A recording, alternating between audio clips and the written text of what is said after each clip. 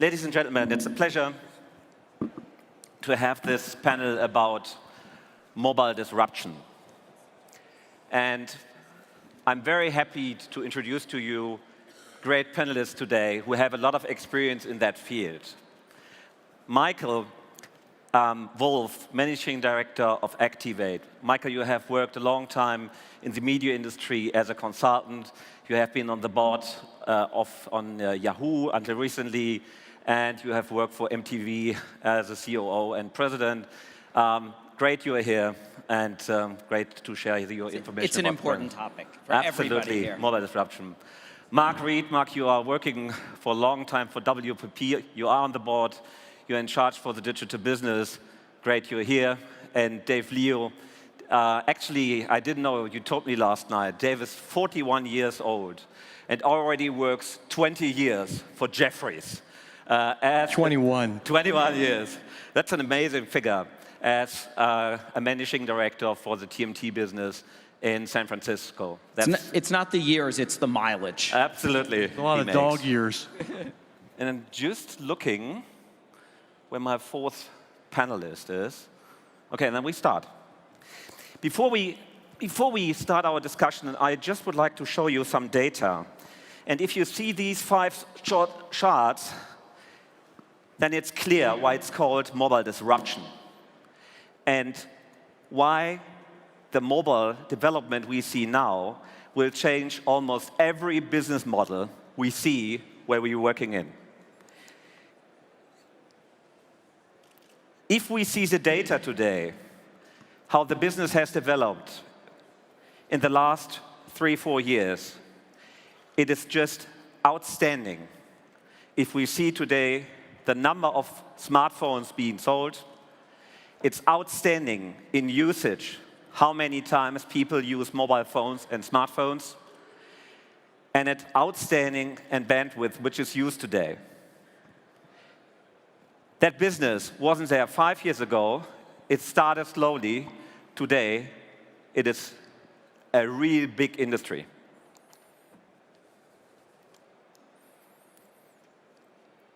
It is very interesting if we look at the users, how the users behave. There is a change in behavior. So tablet takes over and smartphone takes over and changed the time. 5 years ago, people used the computer and the laptop. Today, it's actually a change of the 3 products, which most households now are going to have. You have your PC, you have your laptop, you have a smartphone, and you have your tablet, and you use it in different times. In this year, 2014, mobile internet usage will outperform desktop the first time, because so many people are using smartphones, and the global users in many countries are not anymore starting working on the computer, but directly jumping to a smartphone. Africa is a good example. Rural area, second world area, people don't have a laptop anymore. They just directly jump on smartphone.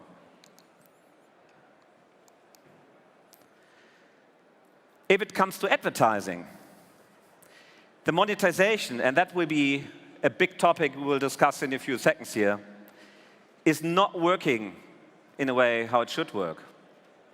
People spend lots of minutes with their smartphone and mobile devices, but the market share of global ad is almost non-existing. And that will be a discussion we will focus on in the next 40 minutes. And if it comes to monetization, and we see, and that source here is Comscore data, and we see the eCPMs in the market, we have only 1/5 of that, what we get on desktop for mobile advertising. So the whole industry on the advertising is in a big discussion how to monetize mobile inventory.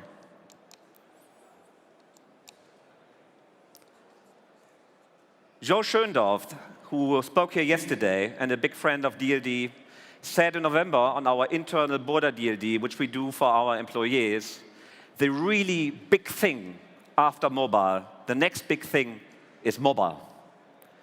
And it just has begun. If we see the development in traffics, if we see the development in mobile video, if we see development in connections on the planet, and the whole topic, payment, it is clear that this is just the beginning. Okay, enough data. We jump into the discussion. Mark, you have stated last year that, I just use my own words, if you have pennies in display, now we talk a fraction in mobile. What is your view on it? Where's the state of nation if it comes to mobile advertising, mobile business models? So I think, I mean, mobile is to digital what digital is to traditional, which I think is what I said last year, and I think what these statistics show. I mean, if we talked about digital disruption, we now talk about mobile disruption. And if you look at where mobile ad spend is, you'd say it lags consumers, just as digital ad spend used to lag. Hi, Troy. Sorry. Just as digital ad spend used to lag consumer use. I mean, I was looking at your chart, and if you compare mobile to press, not necessarily, people spend 3 times as long on press, so 3 times as long using their mobile device as press, but press is 8 times bigger than mobile. So there's a 24x disconnect between those two numbers. So, we would agree that, mobile ad spend is about 15% of total digital ad spend. Facebook get about 1/3 of it. So ironically, Facebook has been the big winner of this mobile transition and has actually managed to adapt its business model very successfully to mobile. But I have to say, maybe I shouldn't say this coming from a company that's heavily invested in advertising, but I think advertising is in many ways the least interesting part of what's happening in mobile. So, say your first question is not interesting, but I think that, for our clients, there's so much more in mobile than advertising, and actually it's when those other things take off that we'll see advertising follow, just as when those other things took off on the internet, advertising followed them. So, when you see new business models, new industries, and perhaps we can talk about that, when consumers are there, the advertising money and our clients' money will inevitably follow. Mark, if you look at the moment at your customers, if you talk to big clients, and you talk to them, and the customers have moved into mobile. The data is clear. If we see the ad spend, which is very low at the moment, then there's a big disconnect between reach, as you said, and monetization. What are the real key figures? What is missing? Are the consultants missing? Is the technology missing? The products missing? What is missing? I just think that big companies and big companies lag consumers, and this revolution is being driven by consumers, and consumers are ahead of companies. To some extent, they're ahead of agencies, and none of I'd say very few of our clients invest enough in mobile. It's half of all internet traffic. There's no way it's half of what they spend in budgets. And if you look at, we try and buy mobile agencies. In general, they're not that large, they're not that profitable, they're not getting the big budgets from clients. And clients, ironically, still say, I bet you if a bank was launching a website, they'd spend 10x on the website as they spend on the mobile site, when actually it should be the reverse, because people's brains take longer to adjust. That's why the venture capital industry exists, to put the sort of dinosaurs out of business, basically, that don't react fast enough. So they're not doing enough. Just one other thought is, so I was in Austin last week and saw this company, Mutual Mobile, we just invested in. I was very struck by how a lot of the principles of mobile design are now being reverse engineered back onto the internet. So we're building tablet applications, and we're seeing how the look and feel of tablet applications goes back to websites. And actually, some of the more advanced clients, if you call them that, are starting with mobile and then re-engineering it. And this company's now thinking, well, we just do mobile. Actually, maybe we need to do the internet stuff as well. So it's much broader. Michael, you're a consultant, and you consult many companies, media companies, technology companies. What is your view on where's the challenge, where's the problem? Well, maybe mobile advertising is going to be something totally different than what we've been seeing before. And so what's happened now is we have these banners and we have some of these other ad units, which are pretty crude in comparison to where they're likely to go. And so the most of the media companies and ad agencies, they've taken the vernacular of the web has been the banner and has been some video advertising. And yet for mobile, this is a medium that isn't necessarily, it's not a great experience for the user. And actually users don't notice a mobile ad because it's there. They notice it because it's something that's useful for them in that moment. And so it's possible that the formats are likely to be very, very different. So if you think about design, what happens in these different platforms, what's going to happen on a smartwatch versus what happens on a tablet versus what happens on a handset. And so in a handset, the dwell time, the amount of time that somebody spends on a piece of content is very short. And we've seen this with Vine and Instagram video. And so you might have an ad that's 5 to 10 seconds long, and you on a tablet might have something that's slightly longer. And I think we're going to see a lot more rich media ads, a lot more formats evolve, and people are going to need to keep testing. I mean, David Ogilvy, who was the founder of one of Mark's agencies, said, never stop testing and your advertising will never stop getting better. And this is a case where it's going to require a great deal more testing.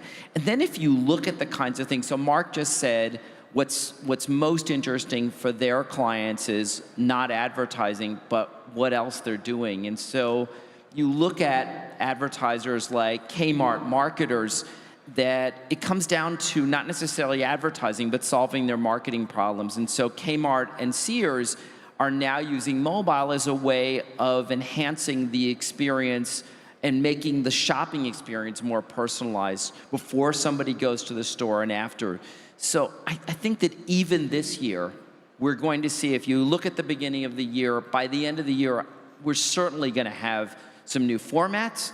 We're certainly going to find some other ways in which this gets represented. And finally, we're going to see a difference in the kind, you showed the chart that showed we're moving down to a 75-cent CPM, and that in some cases is higher than what people are getting because the market is getting flooded. By a lot of inventory which is in the market. Right, and part of the reason why Facebook has succeeded is because it's provided this feed where there's a natural place for advertising as well as Twitter. So I do think those people that are premium publishers who are creating content that's going to be very relevant to a user are going to be able to charge a great deal more for their advertising. I actually would like to come back in a few minutes on that topic. Individual information which we have, CRM information on mobile, and we'll talk about new products in a few minutes. Before I do that, Troy, just to introduce you once again, you're president of Hearst, you're in charge for the digital businesses, and you have been rebuilt a lot of brands in your group. Could you share what you have done and how mobile played an important role at that? Well, it's still very much a work in progress. I think that the umbrella for what I'm doing is trying to bring the passion and the kind of relationship that we have with the consumer on a month level to the second. And if you use that as a construct, we need to kind of change everything we're doing to migrate from months to moments. And that sort of strikes to the heart of everything we do editorially from a platform perspective and from a monetization perspective. And so in terms of how we think about the mobile piece specifically, you know, there's times in the day when something like Cosmo.com will be 60 to 70% mobile. And the way that it was handled historically in a company like Hearst was a sort of, I would call it template sprawl. So we would have an endless number of templates that enabled us to deliver a semi-coherent experience across devices. And so we're cleaning that up, and the sort of guiding model is everything from a design perspective, and even from an editorial perspective, I think, to Mark's point, becomes app-like. Because I think that the mobile is ruthless about how focused you are around a very specific proposition. And so you see this sort of fragmentation of purpose with mobile that I think you have to bring to how you think about an editorial proposition. So, you know, a monthly publication is a lifestyle compendium of many, many things that's defined, I think, largely by the distribution mechanism of that publication. Whereas an application, and the way to think about that is if you're Cosmo, you need to do one thing extraordinarily well, and you need to have one voice that's very clear. And so it's relationships in a Cosmo voice. And so that focus is really start from mobile from a design perspective. Everything is responsive.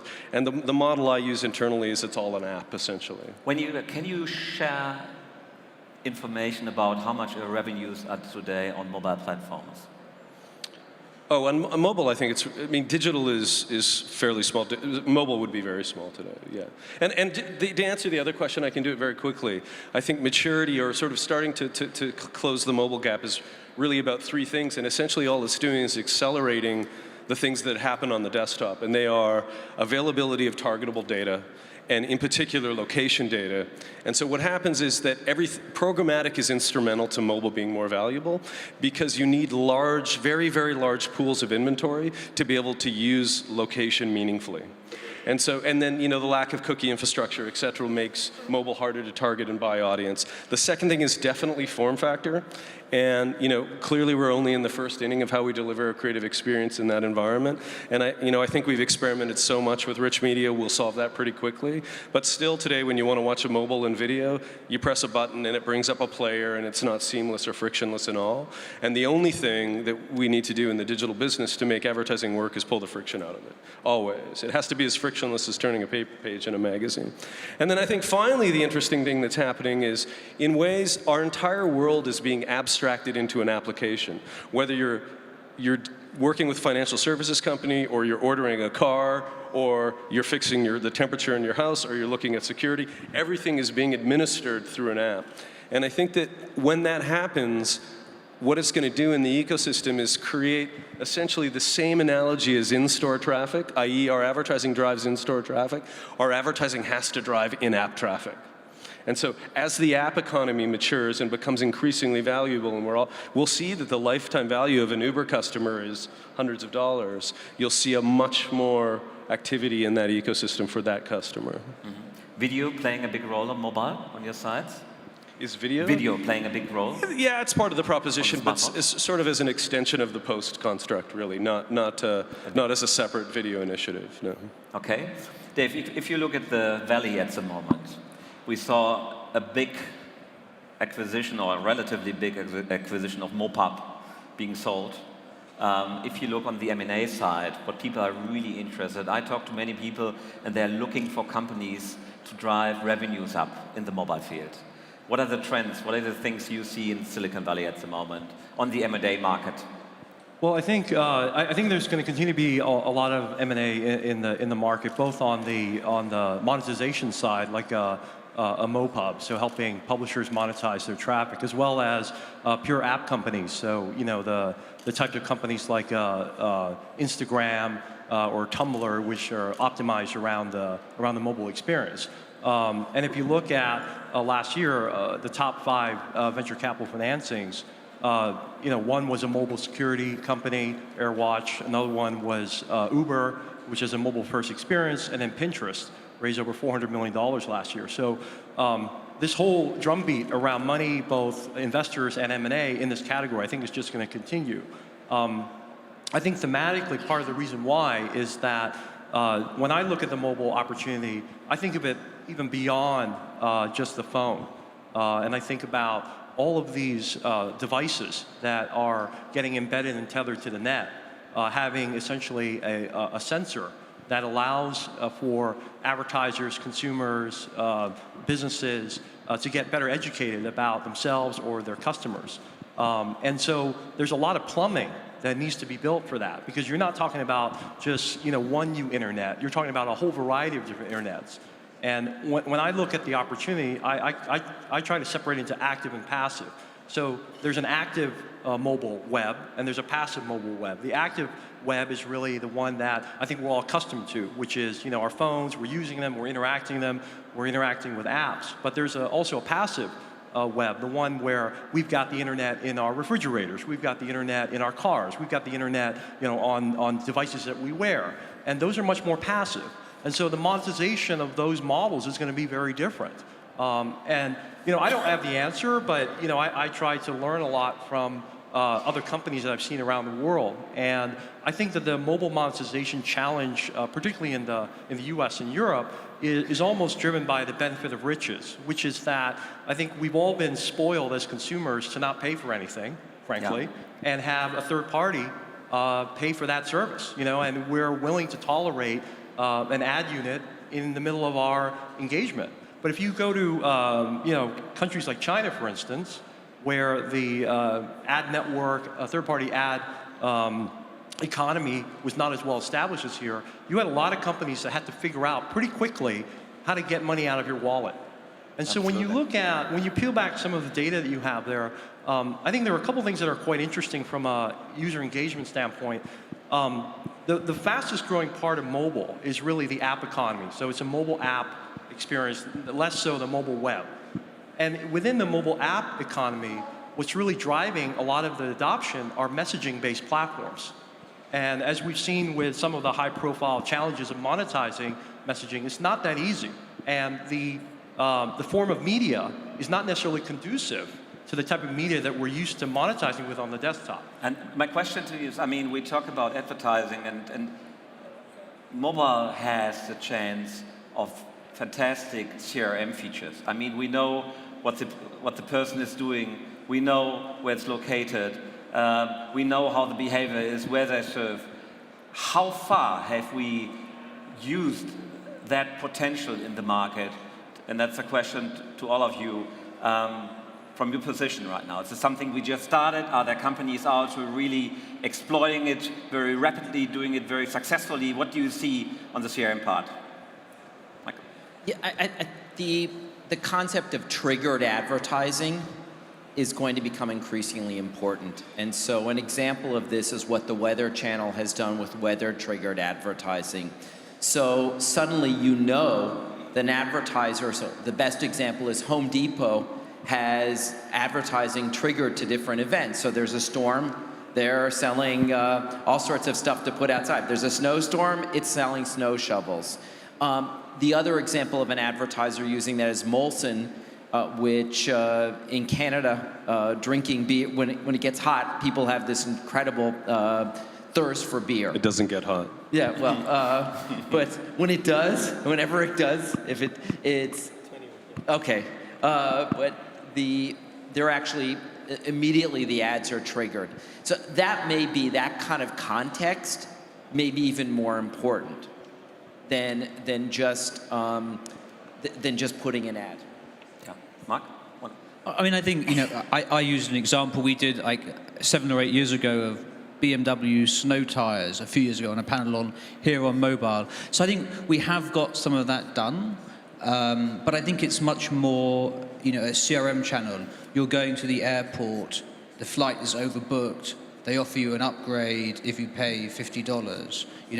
The sort of the channels that clients have directly into consumers are much more focused in relation to clients than basic bog standard advertising. Why does Facebook get a third order advertising? Because the first thing most people do when they switch their phone on is check Facebook, right? That's kind of people's instinctive habit. And half of all people check Facebook every day. And so our clients think, I want to reach consumers, or I can do it on Facebook. Job done, quite easy, thanks very much. They'll download my app and do whatever. So I think that the more simplistic things are more relevant in the early days of this media, and will get more sophisticated as time goes on. So one question in the mobile field we should discuss is Google. Google is today in a position that 81% of all smartphones being sold right now have Android operating system. Google has made a very smart acquisition by acquiring AdMob a few years ago and driving up that exchange, mobile exchange, which slowly starts to get a lot of traction. And on every Android, they have Google Search. If you compare that position, and you're long enough in the market, to something we had 15 years ago when Microsoft was as dominant, is there enough room to develop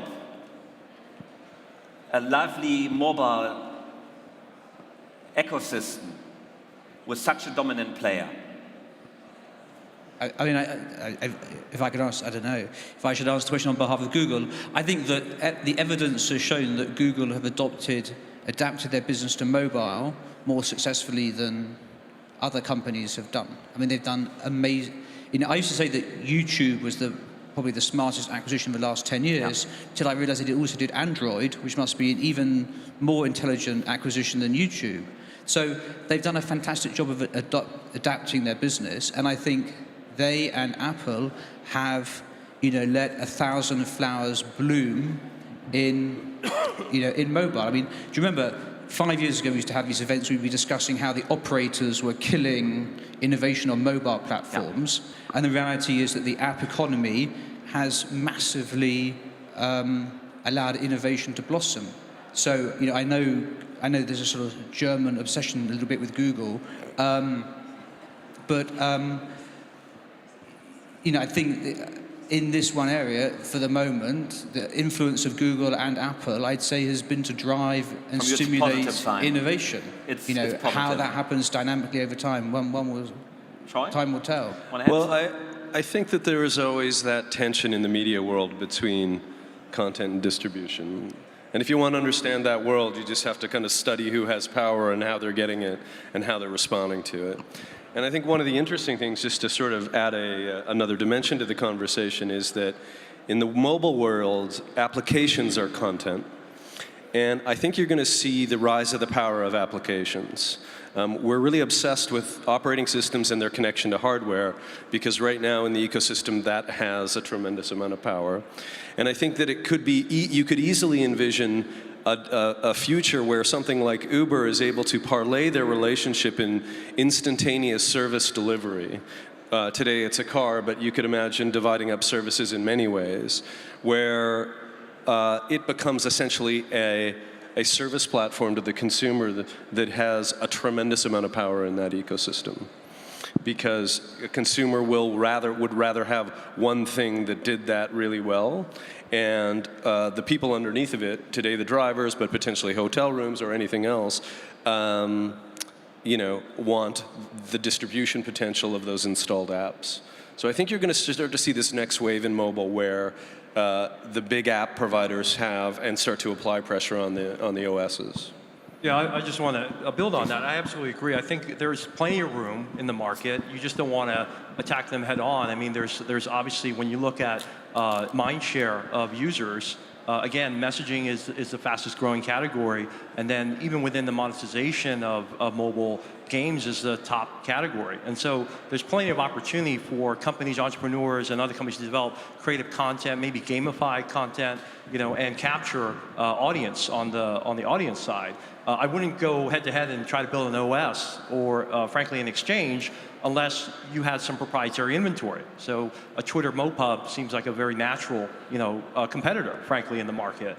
And then on the advertising side or on the buy side, I absolutely believe there's plenty of opportunity, because I think what's going to happen is that, and we've already seen this on the desktop, right? There's just this explosion of data, right? And you need companies to help separate the signal from the noise. You need companies to help advertisers and marketers buy media intelligently and get to the right audience. And the more devices are out there, the more sensors that are out there, the more complicated it's going to get. And I think there's a lot of people that don't necessarily want to buy solely from the company that has the exchange. Absolutely. So I think there's going to be plenty of opportunity on the advertiser side as well. Well, one thing that I think we overlook is from an advertising perspective, is the intimacy of mobile. And I think we have an opportunity to get it right with mobile, where 15 ads on a desktop page competing for attention is a bad experience for everybody. If you look at the relationship between the size of an ad and the real estate of the page on mobile, we have a potential for a solution that's far, far better than what we have today. And in addition, the seamlessness with which we can move horizontally between essentially interstitial content in that, in a modal kind of setting on a mobile phone, both creates that frictionless environment and I think an intimacy with the consumer. Plus, you have the ultimate digital signal, which is where you are and what you're doing. So I'm really optimistic about it. I think the challenge today is that we don't have a scaled platform for sort of targeting things like location programmatically, and I think that it'll come. The pieces will fall into place, and there'll be the mechanisms for monetization in mobile. Some of it comes down to what the advertiser is trying to sell. Yeah. And so right now, if we move into an app's world, then app discovery becomes very important. And in-app purchase becomes a great way for app discovery. So that's one advertising category. And let's not forget, a lot of television advertising, for example, is competitive channels that buy on other networks to get tune-in. And so app discovery. The other thing is, an in-app purchase may be much more important than a banner ad within that app. And so for Google, I mean, what Google is really selling is tonnage. They're selling your ability to get to, I mean, the proposition, or at least the promise is you can get the effective reach, but at very low cost. And yet when you look at premium publishers, they don't have to put their inventory through a network. Exactly. Absolutely. And by the way, in your company and in others, there are sales forces that have a relationship with a client. It's a multi-platform sale, and therefore an advertiser is just going and buying, in a lot of cases, just a remnant. Doesn't necessarily mean that Google will dominate. Yeah, but I think we're all going to have to do it, and I think the one thing I would say about it is we're going to see a situation where you have 10x, 20x the CPM on an impression because we have more data and ability to access it. So if you know that someone, like the example earlier, was near a Home Depot on a rainy day, the advertisers are going to be in the market full time. And they're going to be in the market for that person, and they're going to have a data profile on that person and be willing to spend $30, $40, $50, $100 CPMs on it.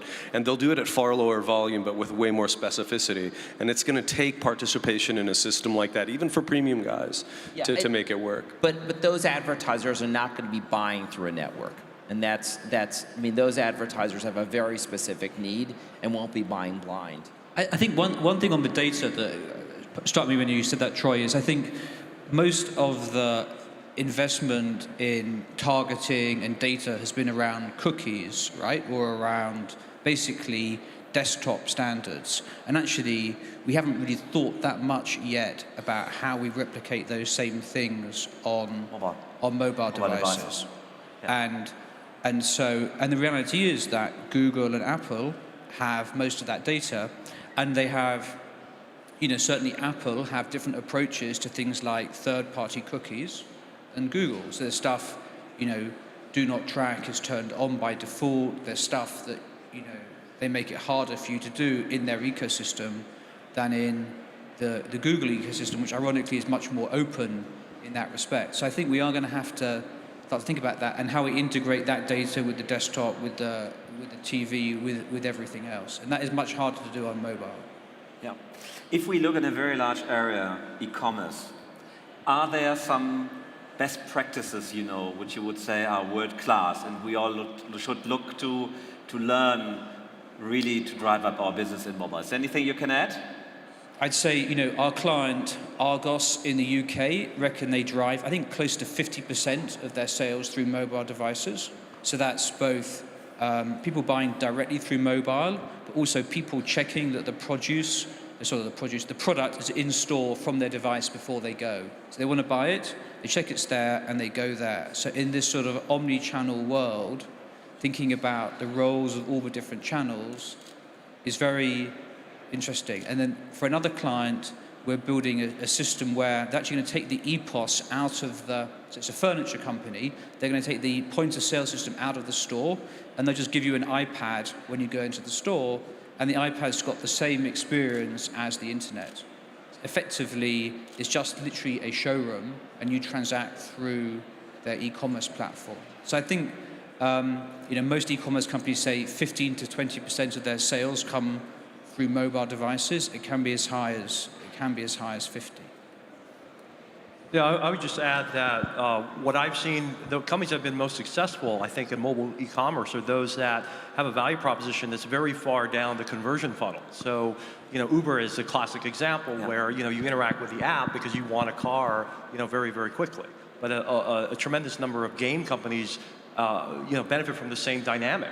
Ultimately, I'm willing to purchase that game, do an in-game purchase or whatnot, because I'm interacting with that piece of content right now, and it gives me satisfaction right now. I think it becomes much more challenging if your value proposition is further up the funnel.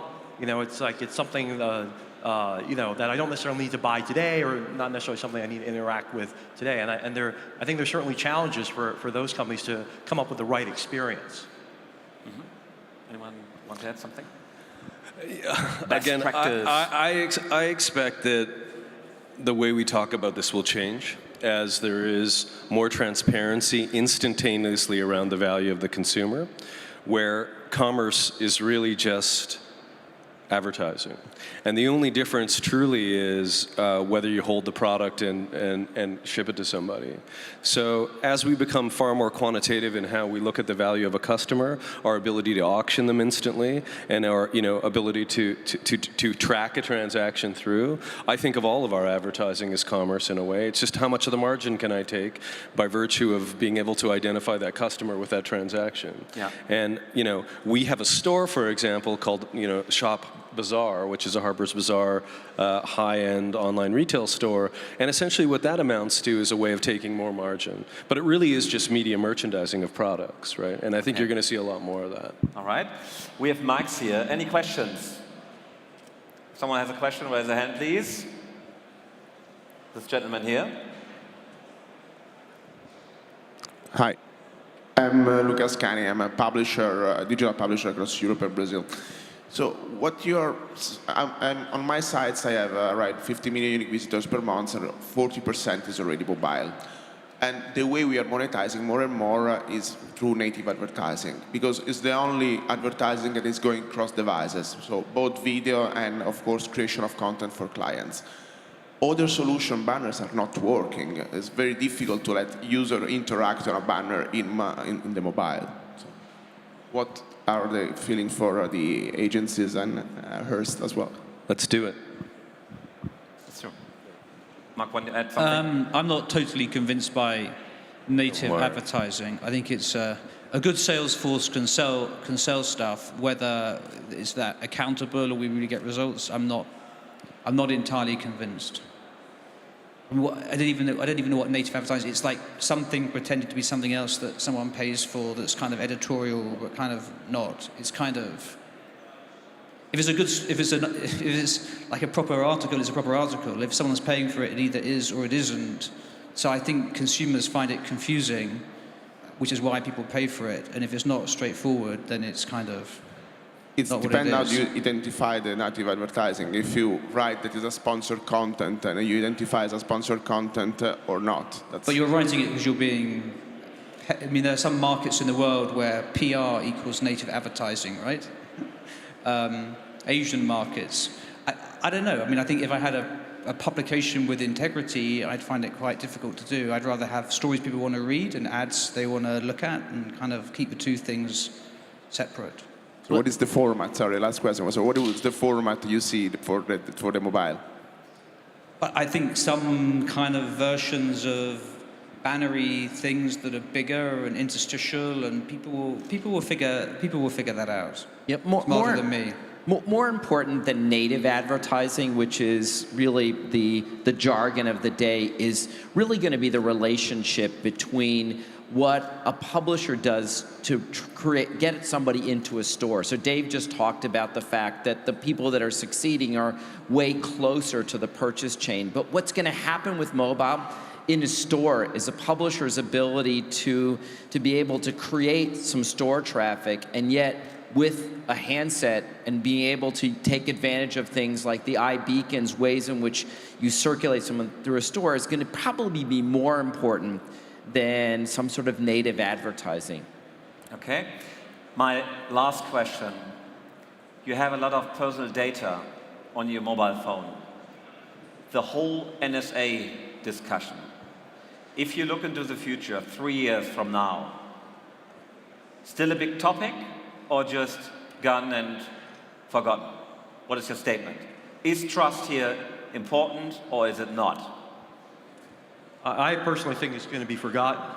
I just think there's a generational shift occurring. When I talk to some of the people on my team who are in their 20s, you know, they've got their mother's maiden name, social security number, and birthday all on Facebook. You know, I think they live in a world where, you know, they view certain aspects of this as a benevolent dictator, and that, you know, the crowd will. So you say it doesn't matter? I personally think that as time goes on, you know, our definition of privacy, that line will continue to move. Mark? I think that mobile data is the hidden time bomb of personal data. If you download WeChat, your text messages are stored on servers, presumably read by the Chinese government as well as the NSA. So I think people haven't really figured out what apps are really doing, and it's a much bigger problem than it is on the internet. Yeah, I believe that, to some extent, I think that a lot of this will pass by. And I think, though, what's really important about data is the ability is for people to disclose it. So I think the difference is it shifts from being something that's passive that somebody's gathering, and you just volunteer it. And so I do think that there's a generation that will just not care. Okay, try. I sort of agree with it. I mean, I think they won't care until they care. And I think there'll be like a Watergate moment when we think that you know, it is of our personal lives, and, you know, things that we say in private are of sort of no consequence until it steamrolls. And I think that people need to personalize it. So you would say it's rather a topic in 3 years. People will, absolutely. if it comes up. Yeah. Okay, ladies and gentlemen, thank you very much. Thank you very much for your contribution.